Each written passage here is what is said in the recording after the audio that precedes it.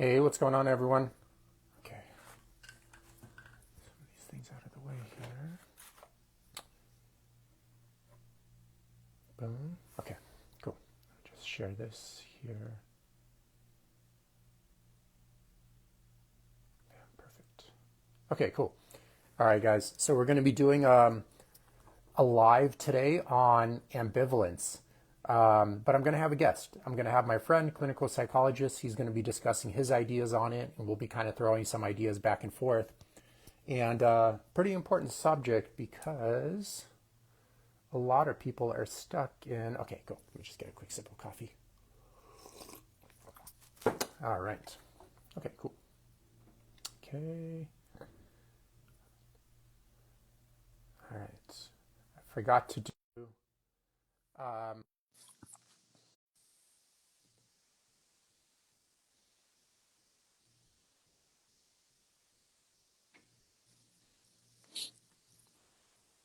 Amit, Joya, what is going on? Okay, so I'm trying to add Amit here to the live, and then we'll rock and roll.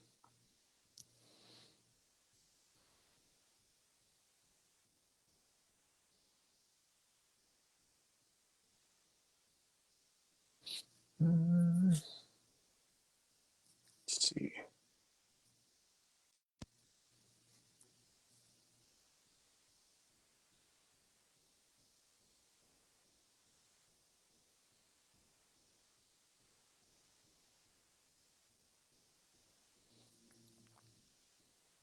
Hey, Amit, I'm going to cancel you out, and then I'm going to try to add you again. Sometimes this happens. Let's see.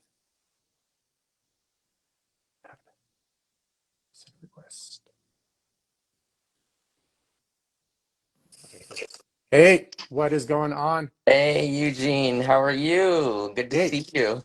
yeah, good to see you as well. I forgot to do a Google Translate with name pronunciations, which is always my Achilles heel on how to pronounce people's names correctly. Amit. The correct pronunciation is Amit. I knew it. I should have checked, dude. I'm like, man, just check. And I'm like, it only take 2 seconds, but no, I That's have to always okay. go into these lives unprepared as usual. Oh no. I've been called much worse, so I think that was fine. Okay, one more time. Say it one more time. Amit. Amit. Okay. Um, There we go. eat. Okay, cool. Okay, I'm still gonna mess that up here and there, but that's okay. This is like where Oh, English as a second language always comes in, always at the wrong times. there Um, we so I mean, I'm gonna just have you take over, and go. I'm just gonna try to pretend to ask some elaborate questions here and there to keep the conversation going. But actually, the topic we're covering today is quite important. Sure. And that's kind of like the state of ambivalence or the psychology behind ambivalence. And of course, um, there are people that are, and we're going to kind of narrow it down to more like health related, when people have health related challenges, whether it be like mental or physical challenges, uh, to keep it at least a little bit more narrow, that's still a very broad topic. And of course, there's like a category of people that are problem unaware, you know, and that's a large percentage of people, but we're moreover focused on the category of people that are problem aware. They know they have a problem. Most of the time, they know they're causing their problem, and they don't want that problem in their life, but they can't stop themselves from doing certain behaviors or actions that keep that problem alive and maybe making the problem worse in their life. So it's moreover focused on that category of people. I know you probably talk to people like that for your work almost every other day, or like every single day for multiple sessions a day. Most of the But I time. also run into a lot of people like that as well. They know they have like metabolic health challenges or are on more medical drugs than they want to be for basic metabolic challenges, and know they don't want to be on those drugs, but yet can't stop doing the behaviors that are leading to those symptoms. And before I have you take over, I'm just going to kind of list over some stats and numbers because I think, um, the health challenges, whether it be mental or physical health challenges America is facing right now, is some people are consciously aware of it. They're like, yeah, America is having some minor problems here and there, but it's not minor. It's huge. And it's such a serious issue. I'm going to list some numbers here for people to kind of grasp the catastrophe that the American health system has become. So, for example, like 9 out of 10 American adults right now are metabolically sick. Mm. So metabolic health is measured by basically very, very easy markers. And these are like the ABCs of being healthy. It's not like I'm asking people to be like an Olympian or anything of that sort. Yeah. So, normal body fat percentage range, normal blood pressure range, normal triglyceride range, resting blood glucose levels, and normal, not too low of HDL range. So that's it, and 90% of Americans are basically in the red in two or more of those categories. And usually to be metabolically healthy, the government states you need to be uh, basically out of range in two of those categories. I say just as long as you're out of range in one of those categories, that would already indicate or define you as metabolically unwell. But again, 90% of Americans are in two or more of those markers. So just to give people an idea too, like 900,000 Americans die from heart disease every single year. And there isn't like an outcry, a national emergency. I wish there was, like there was during COVID. That would be amazing. People taking Right. action and saying like, hey, this is a serious problem. We really need to tackle it.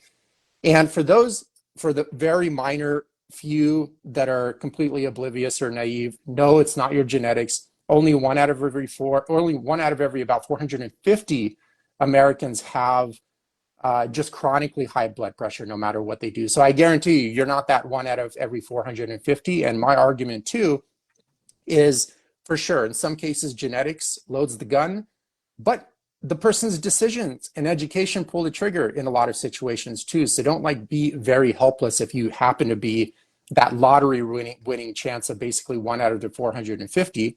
Right. And we have about 140,000 Americans dying from type 2 diabetes every year. So imagine if the military was losing these kind of numbers. So first of all, we wouldn't even have the military after like year two because I think the U.S. military is just 2 million people.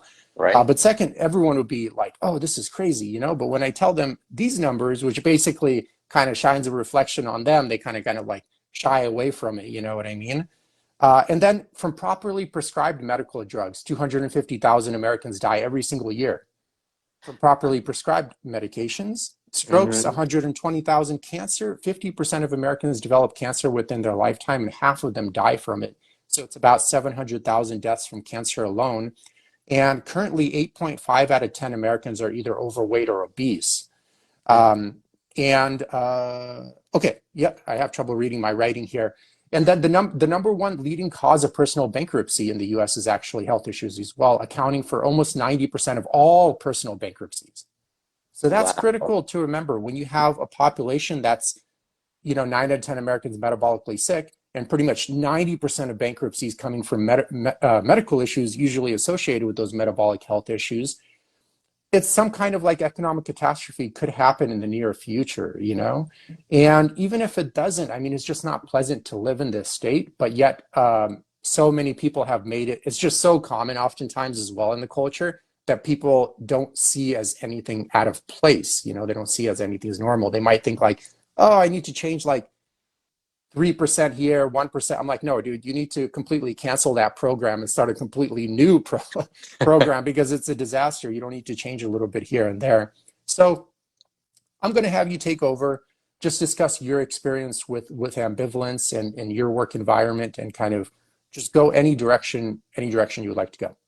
Absolutely. Thank you, Eugene, again for having me. It's such a pleasure and honor to work with you throughout these years, collaborating, things like that. So I do appreciate that. Good to see you again.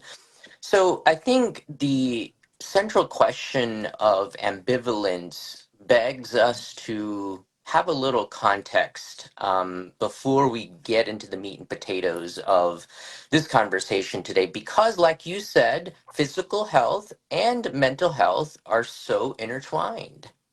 They are. They go hand in hand, right? One affects the other affects the other, right? So, what I have found in my work with individuals who are ambivalent, right?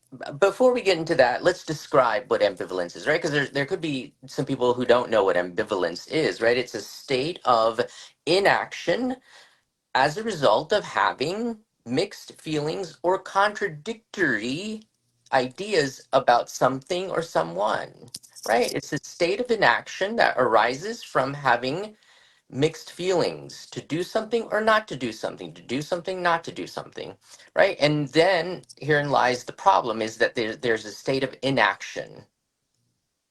And that inaction then leads to complacency, which leads to chronic issues in life and a normalcy around these critical chronic issues like diabetes, high blood pressure, right? Some of these most common obesity, things that you mentioned earlier.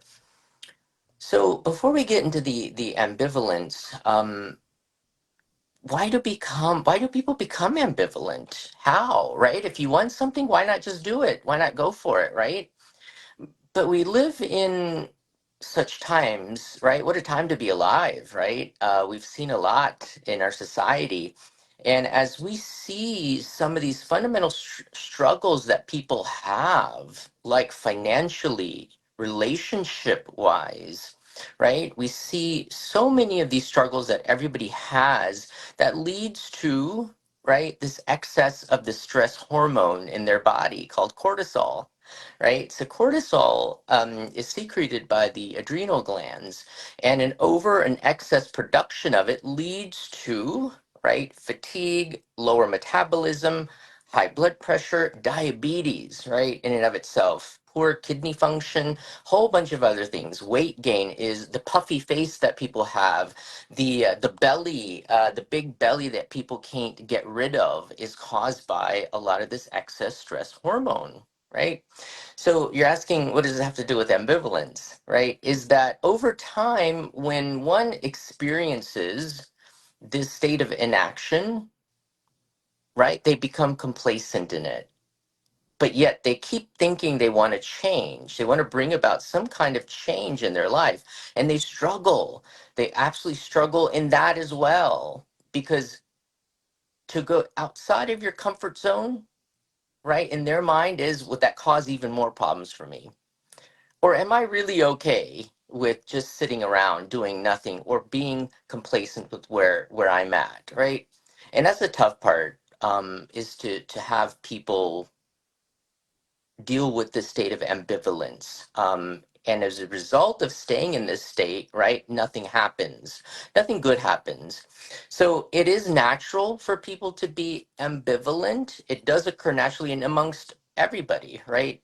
We have to think about the pros and cons of everything that we choose to do or not to do in our lives, right? Whether it's a relationship, whether it's our health, which is the topic of this conversation, right? But honesty seems to be what is lacking amongst people, that they are unable to be honest with themselves a lot of the times. What do you think, Eugene, about this idea of people are unable to be honest with themselves about where they're at in life?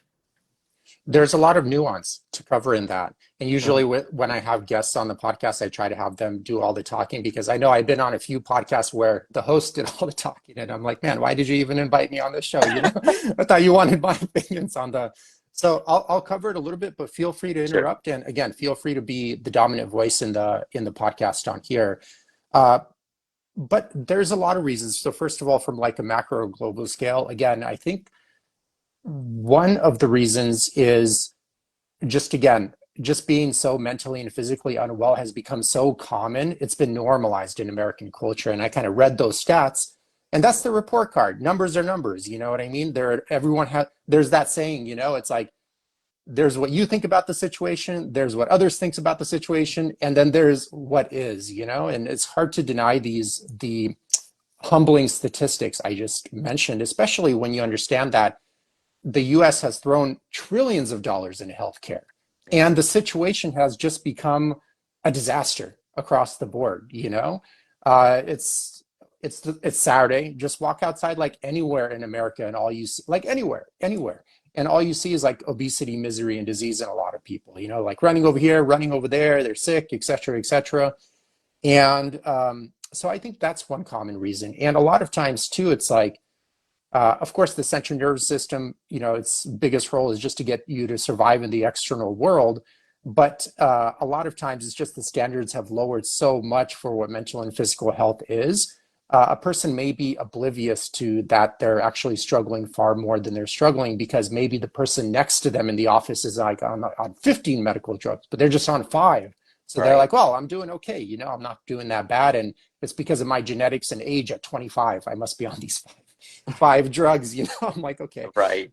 Then there's also the aspect of um, nesting, people nesting in a particular situation and then creating scripts or belief systems to kind of like basically reframing the negative into the positive in some way to further justify staying there without actually taking sometimes the risk of trying something new, of course, and they kind of like maybe reframe like, hey, I don't like working 60 or 70 hours a week, and my boss has very violent forms of communication that don't sit well with me, et cetera, et cetera. And I have this super annoying and kind of backstabbing coworker or whatever that I have to be with, which causes a chronic stress response in the adrenal glands, like you mentioned. And of course, just like any supply, cortisol is also a limited supply in the body. So once the body senses it's producing way too much chronically, it's going to shut it off. And then you get like adrenal fatigue symptoms, like sexual dysfunction or no sex drive, depression, where anxiety goes, depression follows close behind all the time, and a Absolutely. myriad of other symptoms, that go along, usually at the biological level. And then people, of course, try to treat it at the biological level, but they're not meeting it at the appropriate level most of the time. So, of course, they get into this cat and mouse game of managing symptoms, which only yields more symptoms over time, which is like a broader issue I have with the healthcare system because we have people that are, of course, way more intelligent in some ways than me. Yeah. But what they're doing is they're kind of like, let's continue to live in this swamp, but let's figure out a way to damage control and tinker as best as we can. Where my motto is, why don't you just step out of the swamp? Yeah. Just step out. And then the healing will happen naturally. Of course, there's so much to it, but I go on tangents. I forgot your exact question, but I hope that vaguely answered it at least. It did, it did. But I love this collaborative approach between us. It's always good to get different perspectives because this is what I do day to day, right? But honesty is often key, right? And so people, like you said, fail to be honest with themselves about their situations, right? They become complacent, right? And action becomes difficult and a struggle ensues internally, right? This banter internally starts churning, right? To do or not to do, to do, not to do, right? Which causes, right, even more stress in that person's life. Then they go home, right? And do they want to cook this full meal after working, 8+ hours a day?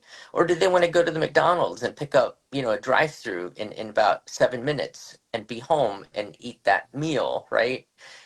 Right? Over time, people, right, make these decisions based on, right, this idea that convenience is everything. Like if it was convenient to be healthy, I think we would all be healthy, right? We wouldn't choose not to be unhealthy, but I think people become unhealthy as a result of these choices, and how they live their lives in such a way. So when they come home, they picked up that McDonald's. They're going to eat that McDonald's. They're going to probably go right on to bed, right?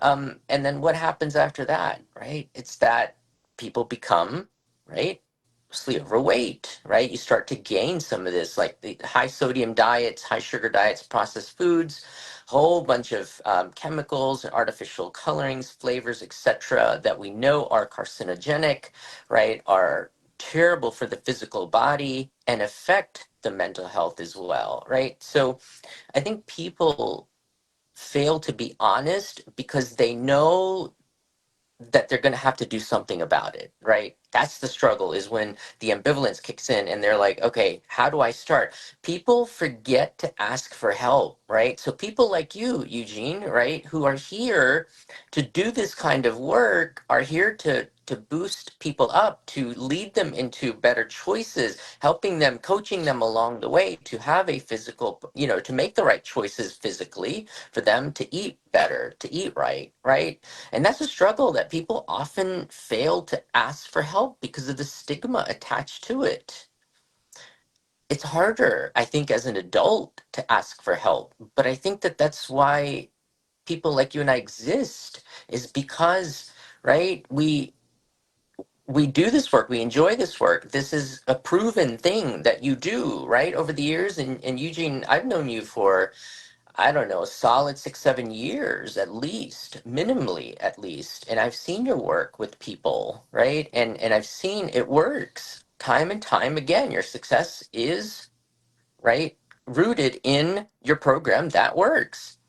But people need to get to that point, right? They become complacent, they become ambivalent about the kind of choices that they need to make, right? So for this podcast, right, what is something that somebody wants to change, right? And so I think the big thing is, right, how do you ask for help, right? That's the biggest thing. Do you find that to be the case, Eugene, where people are hesitant to join your program or have questions or feel like it's too burdensome of a program to do? Yeah, of course. There are those people like I've had, honestly, like even a 70-year-old at one point that was in healthcare for 20 years, very obese on a bunch of medical drugs, 70 years old. And he's like, oh, it's not the right time for me to create these changes. I'm like, dude, you're like 70, man. The average American dies at 76. Most likely you will be in that category because of your health, if not lower. It's like, Right. when is the right time to change? And regarding your comment about like asking for help as an adult, I found it actually became easier. I don't Really? know. Yeah, Mhm. because it's like hopefully your wisdom goes up as an adult and you realize that like you can't know everything, appropriately.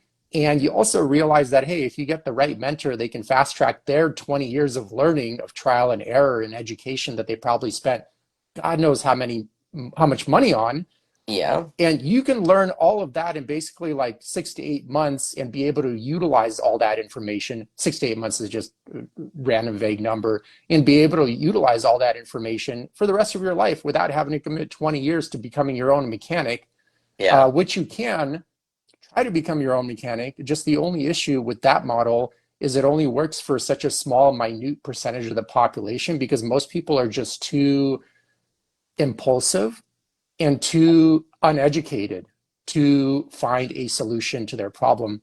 And I know, guys, that sounds really harsh, and I don't like oftentimes saying it that way, but it's important because if because people believe in that is kind of delusional in a sense. I've had to hire many mentors, to help me through various obstacles in life. There's no way, like, and I devoted myself to a lot of these fields too. So you think like, oh, Eugene will be able to find the solution himself. No, not the case. I still had to reach out for help quite often. And I'm okay with that because I also don't want to spend like 10, 15 years trying to navigate around the obstacle of that particular subject myself. Yeah. Absolutely.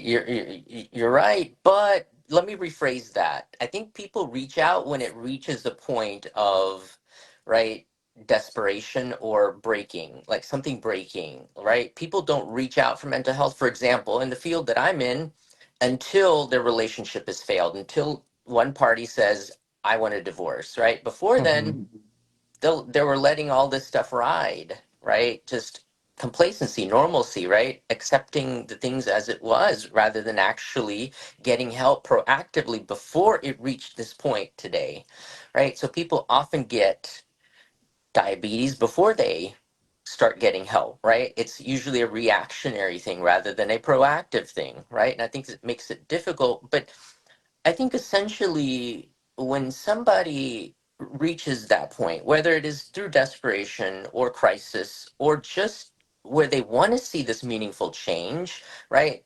They've got to do a couple of things before they do anything, right? They're going to have to wrestle with the pros and cons of what it is that they want to actually change, right? So you've got to figure out what you want to change first, right? Let's hone that down. Let's create like this graph of pros and cons. So what are all the good things, right, about not changing, right? So I often use this methodology with clients for a variety of problems that they can bring up. to me. Some of them are health related issues. So, what are the good things about not changing? Right. So, essentially, let me rephrase that question and say, what would happen? What are the good things about you not doing anything about your diabetes? That's a tough thing to answer. Right? What good can come of you not doing something, right?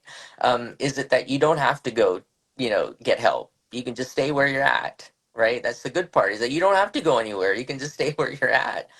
But will that actually solve the problem? No, absolutely not, right? It definitely won't solve the problem. It might make it quite a bit worse, right? What are the consequences of actually not doing something about it, right? So let's take that example, right? If diabetes gets uncontrolled, what'll happen, right? They'll begin to experience a host of problems, right? In your experience, Eugene, what do you seem to find with that kind of population if they don't do anything about it? Well, there could be a myriad of reasons or a myriad of things that pop up, but I found regarding type 2 diabetes or regarding the healthcare industry, and also kind of you kind of alluded to like the pain teacher. One of my mentors would say, like, Paul Chek, you have depression, high blood pressure, type 2 diabetes, whatever, high resting blood glucose levels, basically. These are like the Right. pain teachers trying to tell you, like, hey, you're on some unsustainable path for your biology or something of that sort. And you need to use this as a learning experience to kind of reflect on what I'm trying to achieve in life and how I'm going about achieving that, and whether it's a sustainable way of doing that, or et cetera, et cetera. And I find these days, 98% of people go to their doctor, like their medical doctor. And the solution is, um, you have a rock stuck inside your shoe, and instead of taking that rock out, let's just have you take painkillers so you don't feel that rock anymore. And thus, people don't get the opportunity to learn, to dive deeper into, like, why am I pre-diabetic or just full on type 2 diabetic, for example? Why am I always chronically depressed? Why am I always chronically anxious? You know what I mean? Why do I always keep getting into bad relationships? I'm pretty sure it's not because you're antidepressant deficient, you know, Right. et cetera, et cetera. But I feel that's one of the issues, because a lot of healthcare practices, they inevitably don't meet the problem at its level. Where with like metabolic health or various, non-emergency type health issues, it's inevitably, the problem is at the thinking and emotional dimension. And if you're spiritual, you can say it's also a problem at the spiritual dimension as well. Yeah. But it's always met at the biological level. You know what I mean? Mhm. Always met, and that's where the symptoms oftentimes arise and are easy to measure, et cetera. That's easy to come up with, like medications that I don't think work at all, because Americans right now are the most medically drugged out humans in all of human history, but somehow still remain mentally and physically the sickest humans in all of human history. So clearly something's not working. Right. But I mean, a myriad of reasons. So first of all, there's a belief system that's inevitably inherent in that person that's leading to various behaviors that are leading to choosing the wrong foods on a consistent basis. And some people attack me for phrasing it this way, but I'm still going to continue to phrase this way because I don't have an HR department in my company that I have to answer to. So a lot of people don't know, but it actually takes a gargantuous amount of, like, time, effort, and money to make yourself metabolically sick and overweight and things of that sort. People don't factor in, having to drive to the fast food place or buy processed food at their grocery store, which has a gargantuous markup. So, for example, like a bag of potato chips is like $6, $7, but it takes like two potatoes to make that bag of potato chips, and those two Right. potatoes are like 50 cents. So the price is huge, and the average American spends around eight to $16,000 a year on just eating out, alcohol, and other non-essential related expenses, and then Yeah. kind of turn around and say, oh, I don't have even close to the amount of money necessary to pay for your once a week session, Amit, et cetera, et cetera. It's not the case. That's just kind of like a scapegoat, like a delusional facade to basically not have to look in the mirror to create any real change in their life, et cetera, et cetera. But it's funny. I don't know if you've experienced this, but even when I point out the finances to people and they acknowledge that like I do have actually way more than enough money to be healthy, to take health courses if I need it, etc. Like way more than enough. They still don't do it, which proves that it's just a facade to not create real change. The real issue is they just don't want to create real change for one reason or another, et cetera, et cetera. But I find Hi, everyone. Thanks for tuning into the podcast. I'm curious, have you ever been confused by the labels in the grocery store? In Yevgeny's book, he demystifies the difference between caged, cage-free, free-range, and pasture-raised meats. He also covers how to avoid GMOs, source high-quality water, fish, supplements, and other related topics. It's a beautifully illustrated, non-technical read that comes with a comprehensive video series and other extended learning materials. Jump on Amazon and check out the book titled Anti-Factory Farm Shopping Guide by Eugene Trufkin. Now let's dive back into the podcast. I forgot your exact question again. So I told you I have an issue with doing this, is Oh, going in different directions. But basically, people need to, when they have these symptoms arise, they need to use it as a point of reflection to determine what's going on. And the difficult part is oftentimes you can't solve, I find, a problem with the same belief system that led to the problem, especially when you're surrounded by a culture that has normalized mental and physical pathology. Then it makes it massively more difficult because right. you don't have any good, healthy reference points, Hmm. um, et cetera, et cetera. Yeah, you're right. You hit on some really good points when it comes to people who normalize or just be accustomed to all this stress. They don't find the root cause of the systemic issues. Like it's a systemic issue in your choice of, whether you pick up that candy bar or you go outside for a walk, right? Or that candy bar and an apple, right?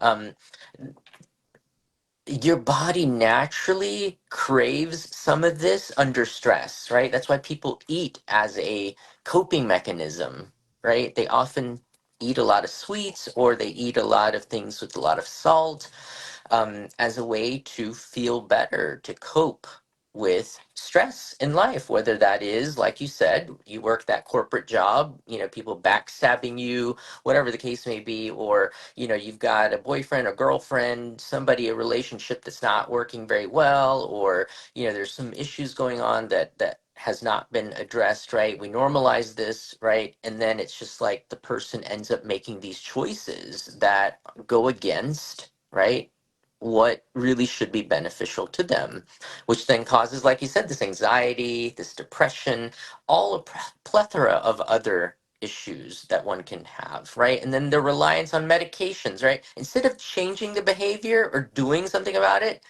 let me go to the doctor.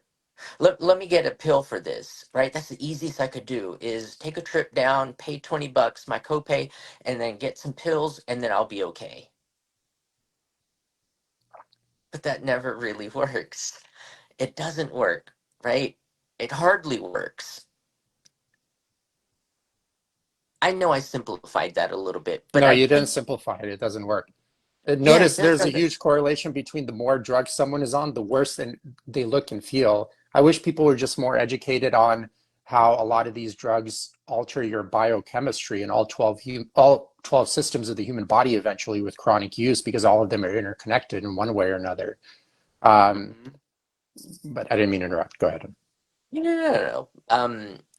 But I think that that's a lot of the reasons why people become ambivalent is, oh, I could take a shortcut by going to the doctor and getting some medications instead of actually, right, making healthier choices, different choices, healthier lifestyles, right? They opt for this easy convenience, right? And impulsive, right? There's a lot of it, like you said earlier, is very impulsive, right? You go to the grocery store and you're going to see these sales on ice cream and candy and all this kind of stuff that obviously leads to this thing, and you're going to pick some of this stuff because it's comforting to you in what you feel comforting during times of stress, right? So then this pill becomes the magic pill, but we know that's hardly the case, like you and I discussed, because there's so many more consequences. You look your worst. You are your worst when you're on all these medications. Instead of addressing the root cause of some of this stuff, right? we just hide behind the big pharma, all of that, supporting all of that, overpaying for drugs and putting chemicals in our bodies, expecting better results, right? And I think that's where I help people develop this chart I was saying earlier about what are the pros and cons of doing something or not doing something about what you want to change, right? And I think that that becomes the basis to allow the person an honest view on the change that they're seeking and not able to make thus far, right? So reaching out for help is certainly one way, right? Yeah, some of these programs are not the cheapest, sure, but they're proven and they work. When you're invested in something, you're more likely to actually do it, right? I mean, it doesn't always work for like gym memberships. Like some people, buy a gym membership and feel okay, like, hey, see, look, I have a gym membership over here. See, I'm healthy, but it's like you don't even go, right? You I just think kind that's the of whole business model. Supposedly, like only about 10% of members actually go, but it's still packed. So can you it, imagine like 20% of members going? Dude, right? the whole business model Exactly. is relying on knowing that people aren't going to use it. Exactly. So it's just this fast track way, but the chart really helps somebody to determine what steps, right? We got to start small. And I tell everybody that's in an ambivalent state. Some people have been in this ambivalent state for years, right? Years and years of inaction. But I tell people you've got to start small, right? And then invest in yourself, and you'll start to see the long-term effects of those changes that you are implementing. Step, small steps, baby steps, even if you have to. But a step forward in the right direction is, right, actually a good thing. It takes away that ambivalence. It helps to eradicate some of this ambivalence by doing these small tasks, having these small goals, achieving them, and actually feeling good about each little step that you accomplish, right? That leads to continued successes on your way to implementing, right, some of this change that you want to see. Okay, so after dinner, right, do I want to sit down and watch TV? Or do I want to take commit to a 20-minute walk outside, like for somebody who's never worked out or never did cardio in their life, right? Okay, so now I'm going to implement this change, right? If I don't get up off of this couch, right, my diabetes is not going to go away, my high blood pressure is not going to go away, right? I keep having to take these medications, right, because I won't do something about it. So instead, right, the small step, right? Okay, sure, if you can't do 20 minutes, do 10 minutes, right? And work your way up, right? So it's these small steps that people need to realize lead to bigger decision making and healthier decision making. Yeah.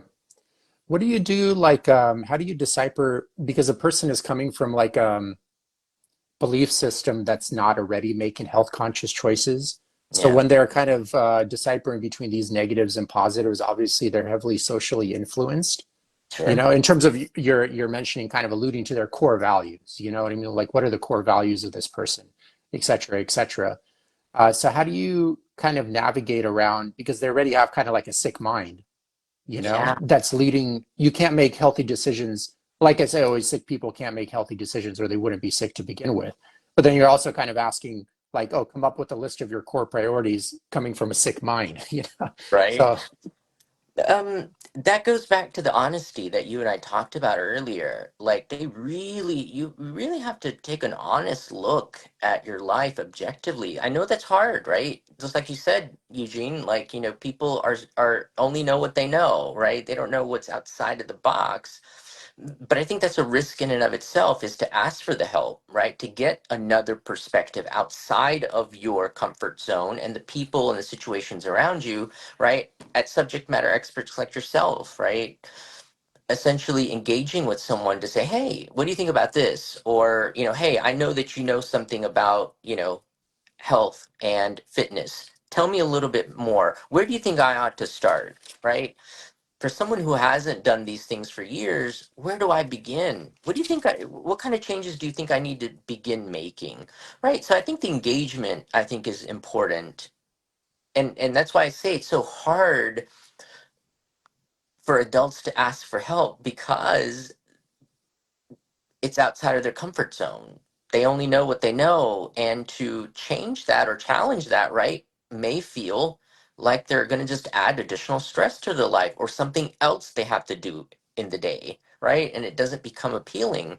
But remember, I go back to this chart of the pros about actually implementing some of these changes. Yes, you're going to get rid of the diabetes. You're going to actually reduce your blood pressure to where we can take you off of these medications over time. It's not going to happen overnight. None of this will happen overnight, right? Otherwise, we'd be having miracles, right? Left and right. But people have to realize that they've been in these situations for years, and it's going to take time to change, right? And people want this immediate gratification. I see this all the time, Eugene. It's this idea that, hey, I want this and I want it now. I don't care what it's going to cost, but I need to do this now. I need to look like this now, right? And when you and I, people like you and I, who've gone to the gym for years, it wasn't overnight that we looked the way we look, right? It takes time, it takes dedication, consistency, persistency, right, and encouragement, right? I think that that's what also people seem to lack, is this encouragement from the people around them. Yeah, That because has to, everyone yeah. around them has normalized mental. Mhm. I mean, just look at these numbers. So first of all, so 1 second. Amit, is that right? Yes. Mhm. Okay, cool. Absolutely. Nice. Okay, so first of all, that's why I always say like you can't solve a problem with the same belief system that led to it, and it's difficult because everyone around them has normalized mental and physical pathology, and that's why they need to like hire like a person like you. That's it. That's it. And because the whole become your own mechanic thing does work for a small, minute amount of people with that are, have a good work ethic, that have good impulse control, that already have a good baseline IQ and education. It does work for them. But ironically, on their journey, they end up taking courses and hiring mentors, et cetera, anyways, because they see that, hey, they have to humble themselves and say, hey, I'm just not like going to learn all this myself. It's just not going to, it's always so funny. Like everyone's like, their car is broken, they take it to the mechanic, but their mind and body is broken, which is massively more complicated than the mechanics of the car. They're like, oh, I can fix this myself, And so you guys, here's an objective way to tell, like, you need to be humble and realize that you're living a life of mental and physical illness. So first of all, are you metabolically sick? I mentioned those stats in the beginning, those markers to look for. Are you in the red in one of those? Okay, you're metabolically sick. That's it. You know what I mean? No, it's not normal to be on 4 different antidepressants and you're still depressed. Okay, there's something wrong there. You know what I mean? It's important to realize, like, hey, and the whole chemical imbalance theory of depression has been disproven God knows how long ago, but people are still drugged out of their mind believing that model actually works, et cetera, et cetera. But hey, something's wrong and it's okay. You don't know everything. You weren't given all the answers when you were first born. You probably didn't even ask to be brought into this world, but here you are. You have to learn, and through all these rules that have already been put into place. And with society, I always found it funny. I mean, when people say society's like, oh, just be yourself, and you try to be yourself, and then society's like, no, not like that, you know. Right. So, dude, it's not your fault. There's some very difficult aspects of living in society and by rules that weren't even created by you, but you have to play by those rules. Then maybe not being born in an advantageous socioeconomic class that makes it exponentially more difficult in various ways. It's not your fault at the end of the day, but that's why you have to seek help from the outside, And a good place to start is maybe just reading books, if that's a good starting place, because it's very inexpensive, especially since you can buy used books on Amazon now for like $2 or $3. And you basically have that author there sitting with you and you're reading their ideas. That author may have not personally met you, so it's important to decipher, like, hey, which aspects of these ideas actually apply to my problem. But at least it could open up your mind to thinking about the problem in various different ways, instead of being stuck in your own system, et cetera, et cetera. But Right. there are a myriad of other ways to tell, but there are some good ways to say, like, hey, I'm actually not doing well. No, it's not normal. And I have 2 options. I could become my own mechanic. It's a humbling journey. It's going to take a long time. And in a certain way, you always have to become your own mechanic anyways. But if I don't do that, then I just have to hire someone or I'm going to continue to stay stuck. Yeah. And that's it. I don't see, maybe I'm missing something. Maybe you can tell me, is there another solution that a person can reach for? No, I think you hit it right on the nose. You got to ask for help.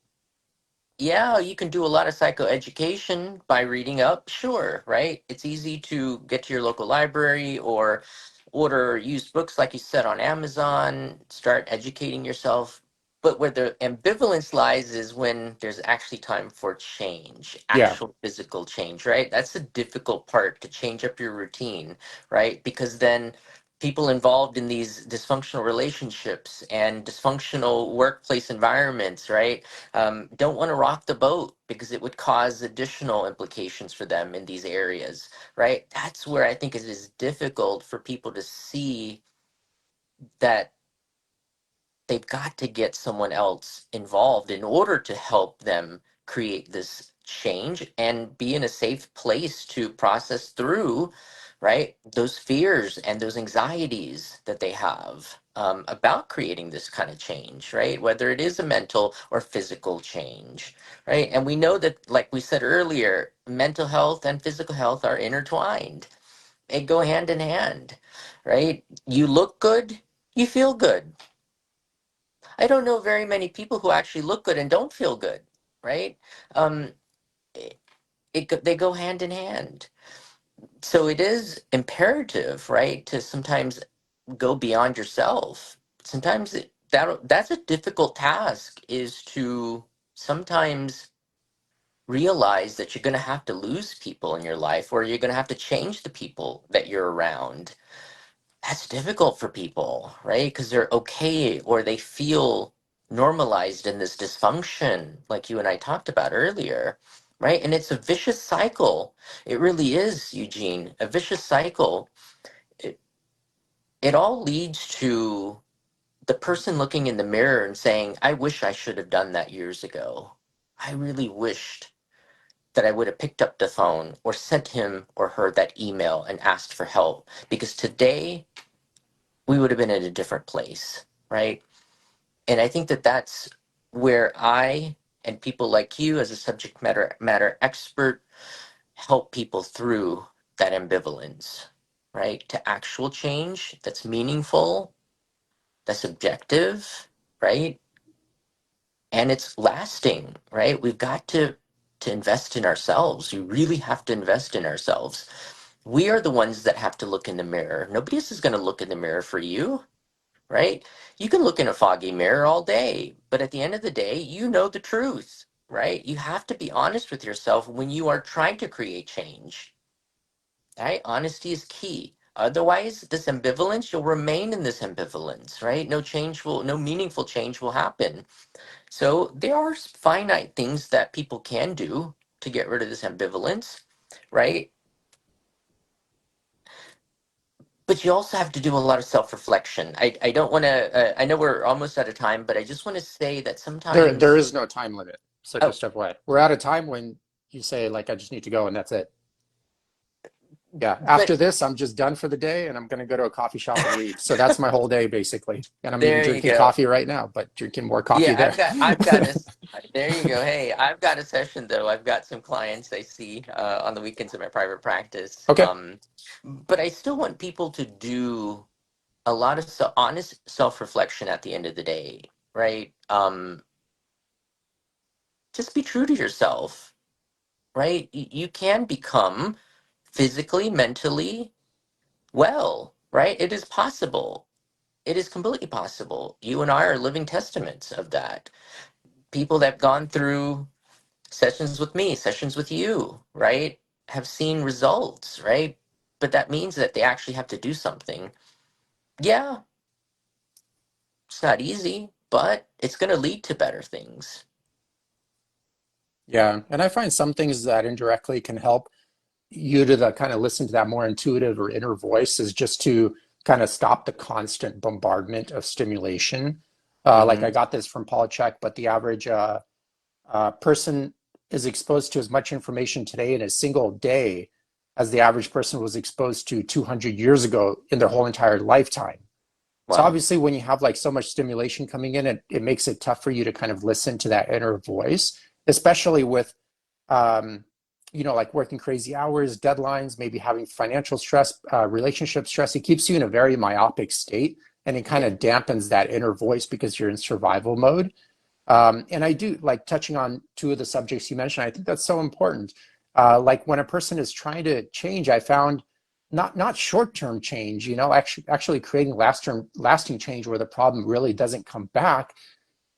Inevitably, there has to be a huge shift in your environment. Usually, I find people that lose weight that keep it off, they typically during that fat loss journey also change jobs or change states or change fields altogether or changed relationships or whatever. There's some huge environmental shift because, like, for example, like if a person went through a drug rehab program successfully, but they Yeah. return to the neighborhood with all the druggy friends and the dealer, and probably at this point don't have a job either.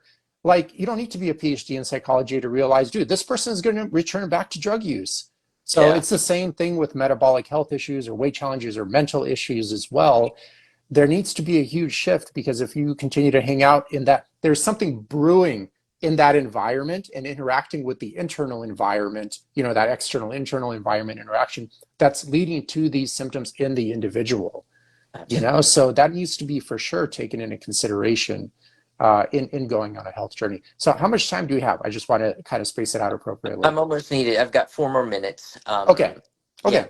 So do you want to cover, since it's 4 more minutes, do you want to cover anything or maybe give some information about how people can reach out to you and what specifically you specialize in with your practice?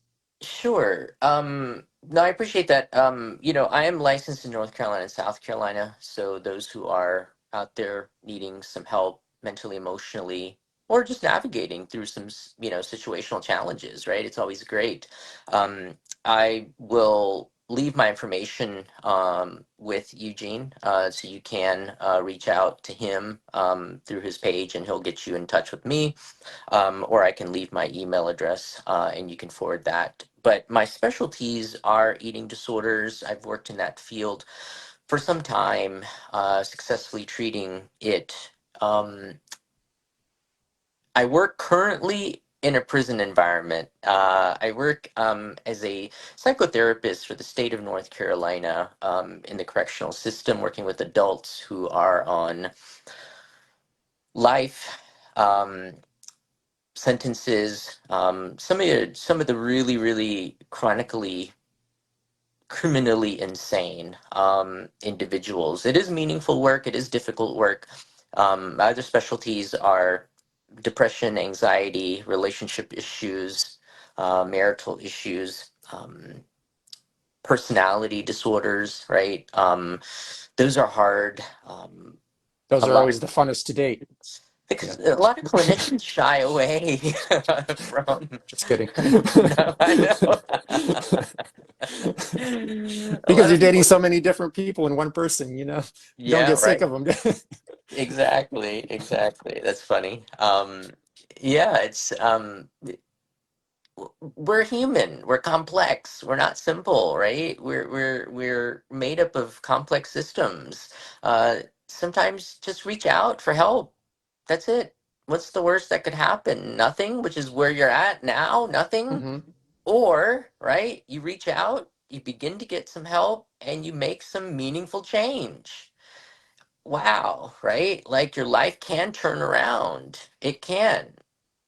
You just have to want to do that, right? You just have to say, you know what? Today's the day. Should have done it yesterday, but that's okay, right? Better late than never. We just also have to remember sometimes it's okay to be ambivalent, but it's the length of time Hmm. that becomes problematic, right? Everybody, like I said, it occurs very naturally amongst people. In any given situation, you think about the good, you think about the bad of any given situation, um, and then you weigh your pros and cons and you make that decision, right? But then the ambivalence is the non-decision, it's the inaction as a result of this kind of back and forth. but do small tasks, small things, reach out for help, start doing your education like Eugene said, pick up a book, right? And just read up on it. See how some of the things you can do to change in your lifestyle, change the people around you. That's a huge thing, right? You're influenced, like you said, by your environment heavily. People stay in toxic relationships all the time. People stay at toxic workplaces all the time, right? For fear of not being able to do anything better for themselves, Hmm. right? That's also cause for ambivalence, is that they don't think that they are worth anything more than what they are getting now, right? And I think that's sad, right? That's unfortunate, right? But that's where you and I come in, right? Subject matter experts, people to be able to kind of help them navigate these waters and be able to find some steadiness and balance and change, right? Lasting change. You got to invest in yourself, folks. You really have to invest in yourself. Like I said, I've been working with Eugene for years now. His program works, okay? I mean, I've seen it work. It is something really, really, really people should consider as we age, especially the 40-year-old male concept, right? That's we got to look at ourselves and say, hey, I can do better and I will do better, right? And I'm going to start making these changes, right? I think that's wonderful. Okay, yeah. So to clarify, I don't consider myself an expert. I found the more I learn, the more Uh-huh. humbling it is because the more you don't know kind of situation, you know? I'm like, oh man, I Yeah. should have just not learned anything and I would have been so confident in life, you know? Ignorance is bliss. Naive but confident, you know? Yeah, That's kind of funny how that works though, you know? yeah. Yeah, so yeah, no, thank you. I appreciate you coming on. I'll include all your info in the description. So if Yeah. anyone wants to reach out to you, they're more than welcome to. And Abs- yeah, I mean, you touched on an important part. Then it goes into ambivalence, goes into self-esteem issues, which goes into another. So it's a complicated web with a lot of different topics to cover. I wish honestly we had more time today, but we can kind of do a part two spinoff at another time. So Absolutely, absolutely. I would okay, love to. The more we can get people and reach people, the more meaningful change, right? It starts with us, folks. Change starts with us, right? It really, really does. Individually, it does. So, again, a pleasure and honor, Eugene, yeah. for having me. I've always cherished our years. If you need me, you holler. And if not, then hopefully part two, we'll see you guys soon. Yeah. And to close it out, it starts and I would say ends with you outside of emergency medicine because right now, especially with the deep consolidation of the health industry, pretty soon all you're going to see is like massive mega hospitals from like Blade Runner, and you're going Yeah, to get in there and it's going to be a quick like 2 minute Q&A, and then here's some drugs, a boot on your back, and then like if you're still alive, contact me back in 3 months to tell me how you're doing, you know? So, or hey, type in if you your don't want fucked. that, you better freaking learn how to take care of your mental and physical health and stop playing little positive to or negative to positive reframes with yourself and lying to yourself the entire time because it provides some short-term relief for you for sure. But Yeah, long term, you're going to really feel that pain come back to you in compounding interest as well. Okay? absolutely. So, you guys have a great one. Mhm. Have a good weekend. And that's it. Take care. All right, thank you. Take Bye, care. Bye. everybody. Thanks for tuning into the podcast. If you've ever had trouble losing weight, or you've lost weight, but still didn't have the ideal body or health you're aiming for, please feel free to reach out anytime and book an assessment. Eugene will work with you to cover your goals in detail, see what's holding you back, and go from there. In the meantime, feel free to check out the countless testimonials on Eugene's website in the link below. In the testimonial section, you'll notice everyone has various backgrounds, are of all different ages, and all have had different challenges in their life, but they all have one thing in common: they were all able to find their health and achieve their ideal body. You're also welcome to add yourself to the Facebook group in the link below. There you'll have access to the live videos that Eugene does weekly on Sundays, and other helpful content. Thank you again for tuning in.